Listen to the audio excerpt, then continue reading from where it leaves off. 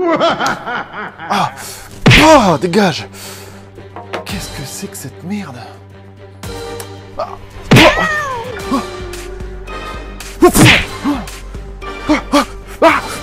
Fatality.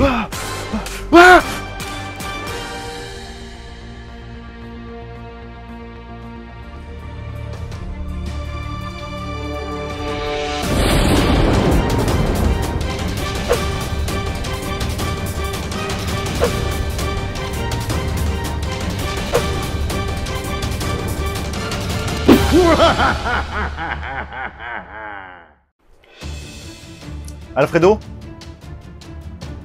Alfredo? Wow, Alfredo! Oui, monsieur? Qu'est-ce qui m'a foutu un abruti pareil, putain. Qu'est-ce que tu foutais, Alfredo? Je me préparais un sandwich, monsieur. T'as vraiment cru que c'était l'heure de bouffer? On a une mission, t'es mon majordome ou pas? Pardon, monsieur. Bah alors lâche ton sandwich et au boulot, bordel! Eh bah c'est pas avec ce blaireau que je vais faire autant de vues que le fossoyeur de film, moi. L'heure est grave, Alfredo. Je dois trancher sur Equilibrium. Bon film ou non, nous n'avons plus le temps là. Lance tout de suite la première recherche de cinéphile. Tout de suite. Ah! Aïe! Mais il est sérieux là.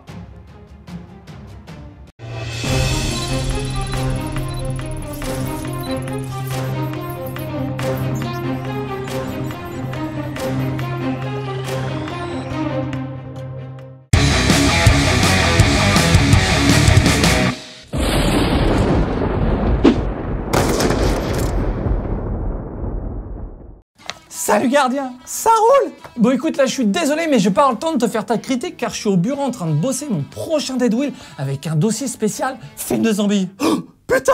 Mais pourquoi tu dézoomes toi? Quoi?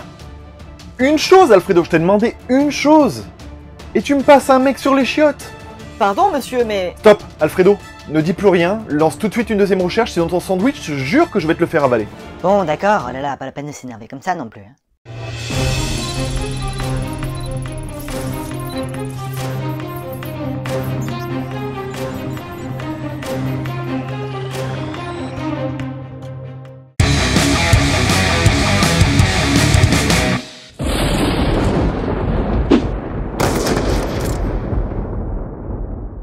Salut gardien, alors pour moi Equilibrium c'est pas un film incroyable mais c'est loin d'être un navet. Déjà parce que si on parle technique cinéma et surtout l'image, et c'est un peu ma spécialité, à la photographie on a John Bibb. Oui je sais on ne parle jamais des directeurs de la photographie, pourtant c'est eux qui font l'image et l'image au ciné bah c'est quand même important. John Bibb il a souvent été récompensé, il a notamment travaillé sur Collateral, Mémoire d'une geisha, Green Lantern ou encore Edge of Tomorrow. Après peu importe ce qu'on pense de ces films, ils sont quand même très bien filmés et ont tous une image soignée et c'est signé John Bibb. Et même si c'est pas parfait, c'est le cas pour Equilibrium qui a une lumière et une image bien pensée, ce qui est rare dans les navets. De plus, il a cette esthétique de couleur quasi inexistante, les seuls moments où on a de la couleur chaude et réconfortante, c'est quand on voit des choses à l'écran qui procurent des sentiments et qui sont interdites en 2070 dans le monde de Libria. Donc l'image est réfléchie et moi j'aime bien ça, ce qui me fait dire qu'on n'est pas dans un navet. Pour le reste, Kurt Wimmer, le réalisateur, il a pas pris de gros risques, on est dans du déjà vu. L'histoire, ça reste un truc assez courant en SF, dans un monde futuriste sous dictature, un homme redécouvre son humanité. C'est quand même pas mal inspiré de 1984, Fahrenheit 451, THX 1138 et tant d'autres films et romans. C'est comme les scénarios de fin du monde et les invasions extraterrestres, c'est des sujets qui reviennent souvent, mais ça plaît toujours. Après, inspiré ou plagié, chacun est juge, mais on a un scénario correct, même s'il y a des erreurs et incohérences narratives. On se laisse porter. Des combats mi-flingue, mi-kung-fu et remi-flingue derrière, plutôt bien chorégraphiés, d'ailleurs on sent nettement l'influence de Matrix. Et justement, c'est une preuve de plus que Kurt Wimmer n'a pas pris de gros risques en réalisant ce film. Il n'a rien inventé. On est habitué à ce genre d'histoire et aussi à ce type d'action. On est dans du déjà vu, mais comme souvent en science-fiction, et franchement le film passe plutôt bien. Je pense qu'on hésite parce que ce film a des trucs qu'on retrouve dans les films de série B, et les films de série B, bah il faut le dire, c'est souvent des navets. Pour la note, on a quand même un casting correct, Christian Bale et Sean Bean, sans parler des autres seconds rôles. L'histoire en général c'est vu et revu, mais j'aime bien ce genre de scénario, et il y a une bonne mise en scène et un travail sur les plans, et j'y suis particulièrement sensible. Donc je mets la note de 15 sur 20. Franchement, ayant grandi avec des films de ce genre, et aimant les films de série B, même si c'en est pas vraiment un, Equilibrium ça reste un classique à voir. Merci Tungsten, c'est cool d'avoir soulevé le travail important de l'image. Alors par contre, tu dis que c'est pas vraiment un film de série B. Je pense que si en fait, ne serait-ce que de par son budget. Rappelons qu'à la base justement, un film de série B, c'est justement un film qui a bénéficié d'un petit budget de production. C'est pas vraiment un genre cinématographique, ça fait plus appel à toutes les campagnes de publicité dont il a pu bénéficier, etc. Donc là, en l'occurrence Equilibrium, il a bénéficié de 20 millions d'euros de budget global. C'est pas énorme en 2002. Il faut savoir que Matrix, par exemple, qui a été fait 3 ans plus tôt, a bénéficié de 63 millions d'euros. Donc c'est plus de 3 fois plus que Equilibrium. Donc en ça, Equilibrium, c'est quand même un film de série B. Et oui, ce film est inspiré de grands classiques, tu as raison, et ce n'est pas un problème. Ça n'a jamais été un problème. Si le film est bon, si le réalisateur nous propose une version novatrice. Donc je te rejoins là-dessus, le sujet peut revenir encore et encore, ça plaira toujours. Quant au déjà vu, plagiat ou pas, on reviendra sur la question. Alfredo. Putain, mais il s'est endormi, ce con. Pardon, monsieur. Eh, prends-moi pour un con. C'était passionnant. Prends-moi pour un con, Alfredo. Allez, enchaîne.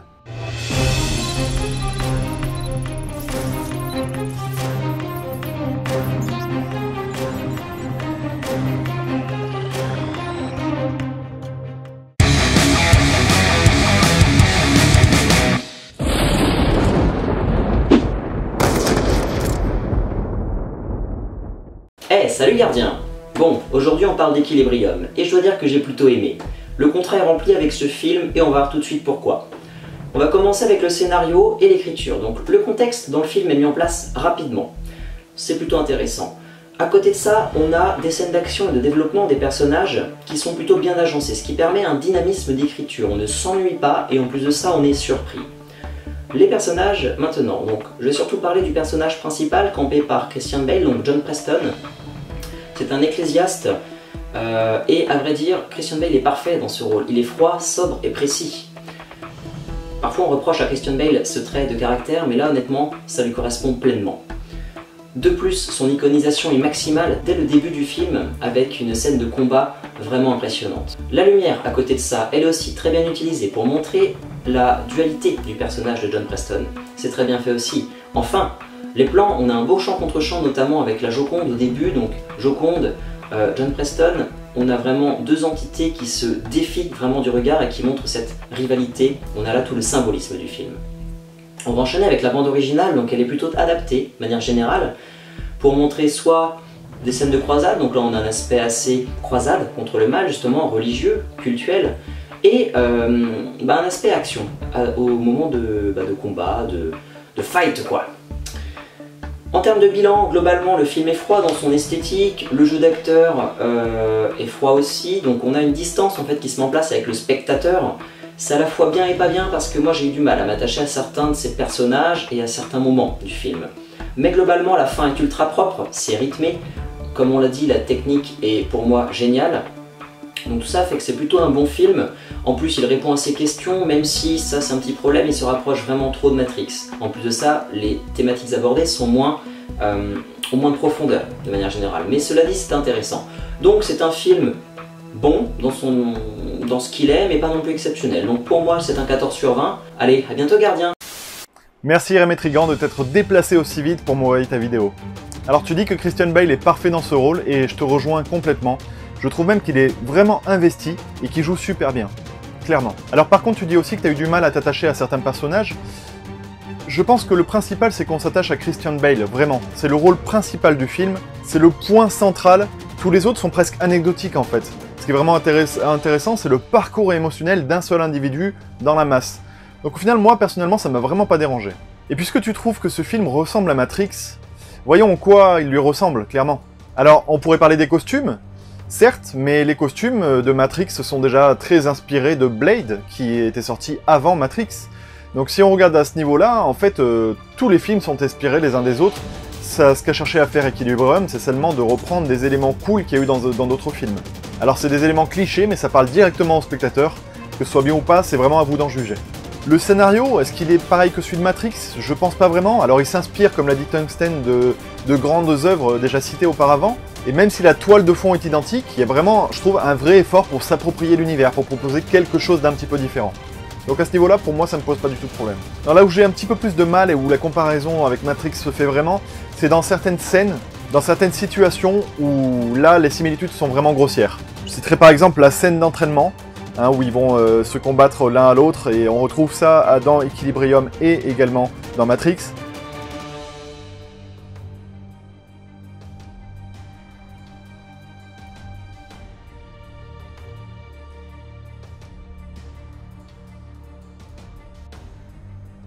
On retrouve également une confrontation d'un homme contre tous, contre plusieurs méchants, comme on va les appeler. Et c'est d'ailleurs un petit peu filmé de la même façon, avec une surplongée qui vient au-dessus.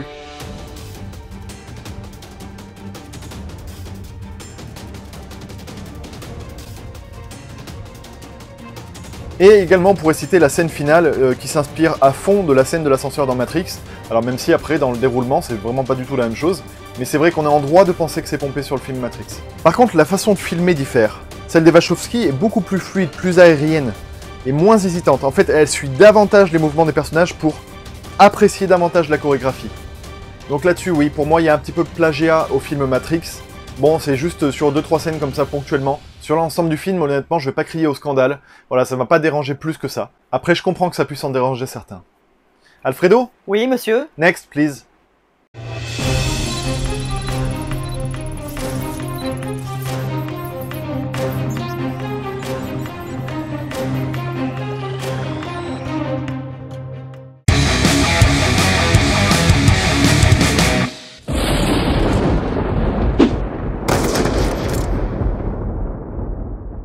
Salut gardien, aujourd'hui je parle d'Equilibrium, un film de Kurt Wimmer avec Christian Bale et Sean Bean. Déjà les noms dans le résumé c'est n'importe quoi, genre Prosium. C'est n'importe quoi. J'ai différencié plusieurs points entre Matrix et Equilibrium. On va voir ça maintenant.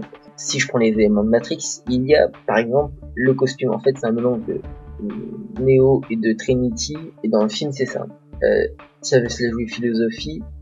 La philo dans le film est mal amenée, que dans Matrix est bien amenée parce qu'il y a différents sens de lecture dans le film. Les cascades c'est n'importe quoi. Que dans Matrix, le bullet time est vraiment stylé. Tiens, parlons des effets spéciaux parce que les effets spéciaux sont dégueulasses, complètement dégueulasses. Ah c'est dégueulasse. Comme le doublage parce que oui je l'ai vu en VF, mais je l'ai pas vu en VO. La réalisation est mal foutue, mais t'as déjà la réponse parce que ça veut se la jouer Matrix. Le montage est fait par le cul, comme pour la réalisation, entre deux ralentis, ça pique quand même bien les yeux. La musique est entre deux chaises, entre une musique épique et stressante, pourtant ce n'est pas épique et stressant. On va juste parler du casting. Christian Bale a quand même un rôle sérieux dans le cinéma en tant que Batman. Sean Bean, l'acteur de Game of Thrones et du Seigneur des Anneaux. Dominique Purcell, acteur qui a certains rôles inutiles mais pourtant il a du talent. La fin du film ne veut rien dire, elle ne veut rien dire. T'as juste le plan sur Christian Bale et puis voilà, Starfall. T'as générique. Si le film est un nanar, c'est parce qu'il y a des points précédents que j'ai traités qu'il reprend des exemples et des points communs de Matrix. Il prend des points communs d'un film culte pour en faire un film mauvais. C'est ça en fait un peu la définition du nanar. La définition du nanar, c'est prendre un film culte, prendre tous ces atouts que tous les gens adorent et ensuite en faire une sorte de bon film mais en fait qui est à la fin un mauvais film. À la prochaine, salut. Merci à toi Cinéphile Boy. Alfredo? Oui, monsieur? Vérifie le taux d'alcoolémie du dernier candidat et redonne-moi la définition d'un nanar s'il te plaît. Monsieur, un nanar est un film tellement mal réalisé et ridicule qu'il en devient involontairement amusant et comique. Le nanar diffère du navet par son aptitude à divertir. Le nanar amuse par ses défauts, tandis que le navet est simplement mauvais et ennuyeux. Ok, merci Alfredo. Une dernière critique s'il te plaît. Eh Alfredo? Oui, monsieur? Quand tu fais pas de la merde, c'est quand même vachement bien. Hein. Merci, monsieur.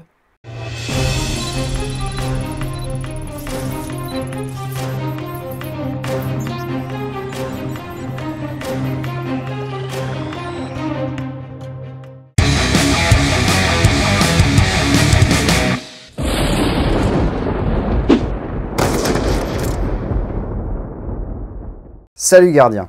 Tu sais quoi? Quand j'étais plus jeune, j'adorais Equilibrium. Ce que je trouvais fascinant dans le film, c'était le regard que celui-ci portait sur la dystopie, et surtout sur un monde où l'émotion a disparu. Je trouve que le cinéma est un art qui se doit avant tout de parler d'émotion, et de la sincérité de celle-ci. Et c'est là pour moi qu'Equilibrium est une œuvre forte. On pourra reprocher au film d'être cliché, un tantinet surcoté, là-dessus pas de soucis, je suis totalement d'accord. Mais le film est émotionnel. Et pour moi, à partir de là, je le trouve réussi. Il parle avec le cœur d'un homme rongé par la mort de sa femme qu'il n'a jamais su protéger car il ne connaissait plus la définition du mot amour. Il parle avec le cœur d'un homme qui apprend à redécouvrir ce que c'est que de ressentir. Kurt Wimmer, au-delà de vanter les mérites d'un art douteux, parle surtout de la renaissance émotionnelle d'un être humain qui avait perdu ce qui faisait son humanité. À partir de là, j'ai une affection profonde pour Equilibrium. Et puis bon, on va pas se voiler la face quand même, la scène de fin, elle claque, non? Merci LCDC. Alors c'est vrai que la scène de fin claque, franchement, mais je trouve que d'ailleurs que c'est la grande force de ce film, c'est qu'il n'y a pas que la scène de fin qui claque, il y a beaucoup de scènes qui sont plutôt emblématiques. Des scènes qui marquent et qui sont importantes pour le spectateur. Et c'est souvent à ça au final qu'on peut reconnaître un bon film. Et je te rejoins bien évidemment sur le côté émotionnel. Alors personnellement, si je n'écoute que mon cœur de cinéphile, j'attribuerai à ce film, à Equilibrium, la note de 17 sur 20. Mais objectivement, pour ces quelques scènes plagiées et sa réalisation qui est parfois amateur ou en tout cas un petit peu fébrile, je suis obligé de lui attribuer un 14 sur 20 au final. En tout cas, c'est un bon film que j'adore revoir, il fonctionne à chaque fois sur moi, et je m'en lasse pas, franchement. Alors je tenais à remercier tous ceux qui ont participé, alors ne partez pas, c'est pas encore fini. Je tenais vraiment à remercier tous ceux qui ont participé, c'est super cool que pour la première émission, j'ai reçu autant de vidéos. Donc pour vous remercier, les autres, je vais passer un court extrait quand même des vidéos que vous m'avez envoyées. Je note le film 14 sur 20, très beau film de science-fiction, quelques lacunes, mais dans l'ensemble ça va, voilà, ça veut dire rien. Des combats de super qualité, voilà, et c'est pour ça que je mets le film de 13 sur 20 parce que ce film est bon, mais il a aussi des défauts, et je ne vais pas lui mettre 16 ou 17 parce que bon, même dans ses chorégraphies, il y a des trucs qu'il faut pas faire. Ce film vaut le coup d'être vu, parce qu'il dénonce pas mal de choses, des références à l'Inquisition, au nazisme, dictature, donc je vais lui mettre une note, moi, de 17 sur 20. Allez, tchuss! Voilà, sur ce, j'espère vraiment que cette vidéo vous aura plu. Et Monsieur, pardon de vous interrompre. Ouais. Je viens de recevoir un message d'urgence. L'expéditeur est bizarrement inconnu. Ok Alfredo, passe-le nous. Comment une daube telle que Equilibrium peut avoir une telle réputation? Des tas de personnes m'avaient parlé de Equilibrium, apparemment subjugué par ses qualités et son message. Non! Juste non! Mais ce film est pourri!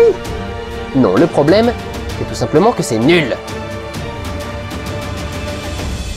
Alfredo, un grand combat m'attend.